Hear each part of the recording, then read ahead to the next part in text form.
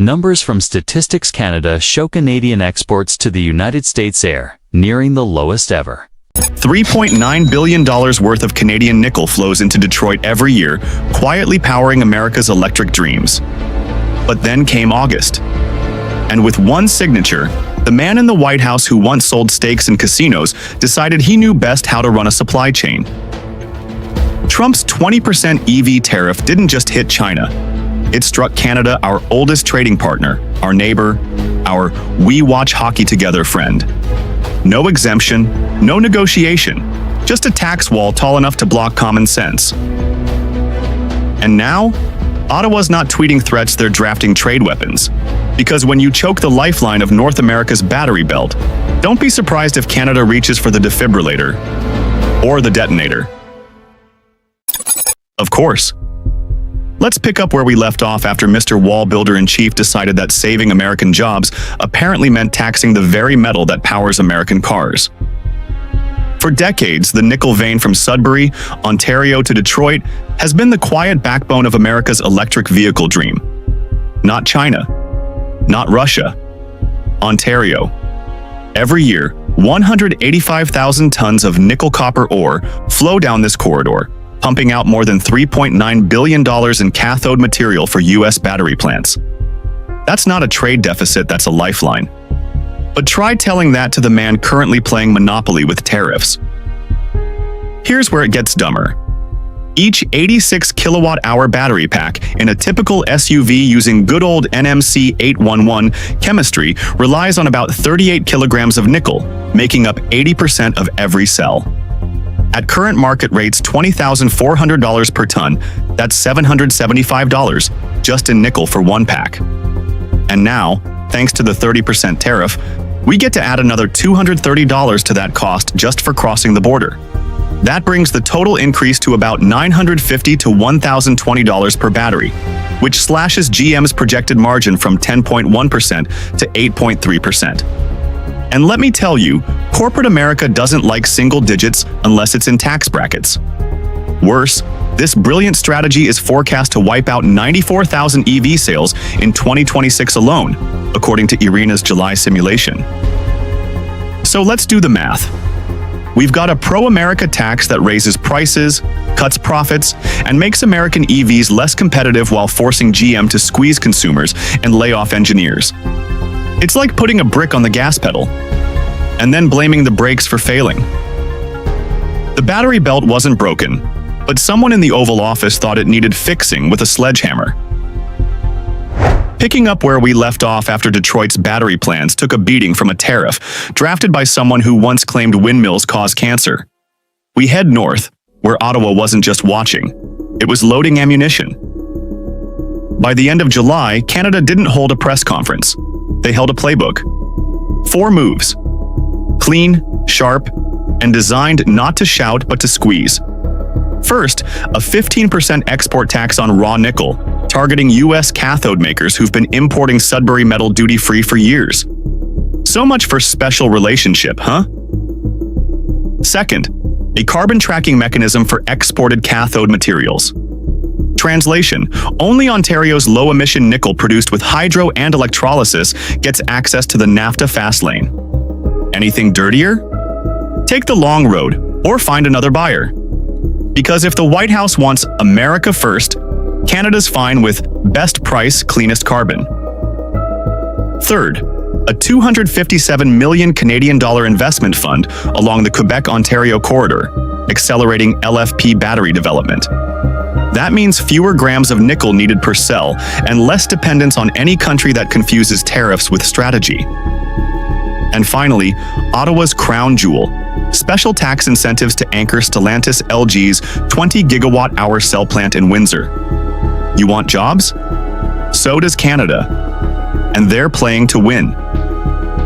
According to the Canadian Expenditure Office's July 28th memo, these combined measures could redirect over $1.8 billion in export value from U.S. buyers to South Korea and the EU by 2027. As for Carney, he didn't tweet, he didn't rant.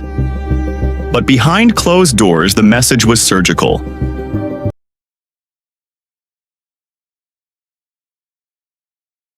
Nickel and cobalt are our diamonds. We will not hesitate to play our tax card. And suddenly, the room at the White House got very quiet, because it turns out when you choke a lifeline, it might just fight back with interest. Let's be clear, Ottawa didn't just slap back. They adjusted course, recalibrated trade routes, and quietly began sending their nickel elsewhere. And the numbers aren't subtle. In the first half of 2025, Canada's nickel sulfate exports jumped 23%. But here's the twist. US market share fell, while South Korea and Germany stepped in with open arms. While Washington was busy building tariff walls like it was 1930, our allies were busy signing new delivery schedules. The cleanest nickel in the hemisphere, once headed straight to Michigan, is now being packed for Hamburg and Seoul. And what does that leave the American EV industry with? A future dependent on laterite nickel from Indonesia and the Philippines, the fast food of minerals. Cheap, dirty, and full of environmental regrets. Let's talk emissions. Ontario's refined nickel averages just 4.2 tons of CO2 per ton of metal, thanks to hydro and electrolysis. Meanwhile, nickel from Indonesia comes with a carbon tag of about 36 tons of CO2 per ton. That's nearly 9 times higher. Nickel from China? Still heavy, about 18 tons for every ton of metal refined. So here's the kicker. In 2026, the EU will begin enforcing a carbon border tax of 115 euros per ton of CO2. That means any EV made in the US with dirty nickel could get slapped with a massive environmental surcharge just to enter European markets. The policy from the Oval Office was sold as economic protectionism. But it's shaping up to be a diplomatic boomerang, and a green one at that. Because when you chase away your cleanest supplier, guess what you're left holding? A truckload of taxes and a vehicle that can't cross borders without a climate confession. Meanwhile, somewhere between a closed-door meeting and a campaign fundraiser, Washington is staring at 3 choices and none of them come with a golden elevator. Option 1. Carve out a special exemption for Canadian nickel. The 30% tariff stays for everyone else, but Sudbury gets a fast pass. That would keep the Ontario-Detroit battery lifeline intact and keep EV plants from hemorrhaging dollars. Option 2. Play hardball. No exemptions, full tariffs, no turning back. In return, Canada pulls the trigger. 15% export tax, limits supply, reroutes contracts to Europe and South Korea. Detroit gets left with spreadsheets full of panic and not much nickel. Option 3. Find a middle lane. Drop the tariff to 20 to 25%, patch up the US-Canada Critical Minerals Alliance, and pray the EU holds off on a carbon slapback. It's not perfect, but it's less self-sabotage. And how's the market betting? As of July 31st, analysts give a 60% chance to option 1 or 3, and a 40% shot that things go off the rails. GM isn't waiting. They've already cut their 2026 EV production forecast from 360,000 to 310,000 units, a $3.2 billion shift no one's laughing about. But hey, maybe that's what the 47th president calls negotiating. For the rest of us, it looks a lot like forcing your neighbor to take the bus, then wondering why your driveway's empty. And while trade reps shuffle policy papers in air-conditioned boardrooms, regular Americans are staring at showroom price tags and quietly backing away. Thanks to the 35% tariff and rising nickel costs, the price of the F-150 Lightning is now projected to hit $72,500 by early 2026. That's not just high, that's you might as well buy a boat high. Meanwhile, the good old gas-powered F-150 XLT, the working man's truck, still holds a 15 to 20% advantage over 8 years of total ownership cost. Translation: the electric truck got taxed into a luxury badge, and the fossil fuel version just became the value option. Remember, these tariffs were supposed to protect American workers. But the only thing getting protected right now is the profit margin on gasoline. Consumers. The same voters promised cheaper, cleaner cars are now being priced out of the EV market entirely. This isn't policy. This is shooting your own supply chain in the foot, then handing the bullet to your biggest competitor.